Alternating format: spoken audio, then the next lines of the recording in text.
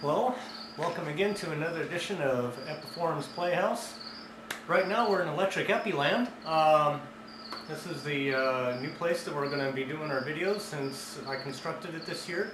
Hope you guys like it. It's a lot less messy, and I can actually show you guys a couple more things here. Today what we're going to do is I have to bring in my plants, so I'm going to show you how I check my plants over when you have them outside during the summertime, and then when you bring them in during the winter time. What you got to do is you got to check for bugs, you got to check for growth, and you also have to trim the plant. Okay? First thing you want to do, we have Padre right here. First thing that I like to do is take a look at the branches themselves, rub them down with my hand if I can. Make sure that there's no mealy bugs or scale on there. Scale is characterized, it's a little bump on there. You use your fingernail, you can rub them off if you have scale.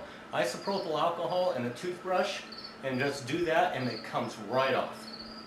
The other thing I also like to do is check for mealy bugs, and since I have my plant in a trellis, I always like to move it around 3 or 4 different times, separate the branches, make sure you don't see anything, and if you do have access to it, use a really good powerful light. I like using a fluorescent light myself because it makes those little bastards show up really nice. And if you do happen to have some, I have insecticidal spray. Right now it's like an oil. I can spray it on my hands. I'm not going to drink it though. And I just spray liberally all over the plant.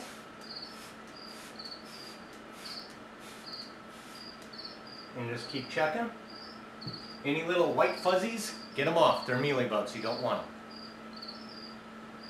So you just keep looking. Don't be afraid to touch your plant, okay? You need to be able to actually get in there. Don't worry about the spines. Padre doesn't really have spines. I know some of them do. Just use a little bit of common sense. Then the other thing you also do is you take a look at the growth. And on this one, since I brought it inside, it's got a lot of chew marks on it and everything else, and it doesn't look too good and such. Sometimes I'll leave them on, sometimes I'll take them off. This one looks alright, but you can see how I scraped the whole part right there. So that one's done. The other thing I also do, have a pen ready, and if you don't have a mark on the plant itself, write it on several branches. You should always get into the habit of labeling your plants. What I do is every year I bring them in, take a look, and if it doesn't have a plant tag, I make sure I know which one it is. This one isn't labeled. I know where it was in my shade house, so I know it's Padre. And that one's done. So then we can put that off to the side. And I'll show you with another one here. The fun just never ceases. If you find any really nasty growth, just cut it off. And I can't stress it enough, between every plant I use rubbing alcohol. That way I don't get contamination on any other plants. You want to snip off the brown areas.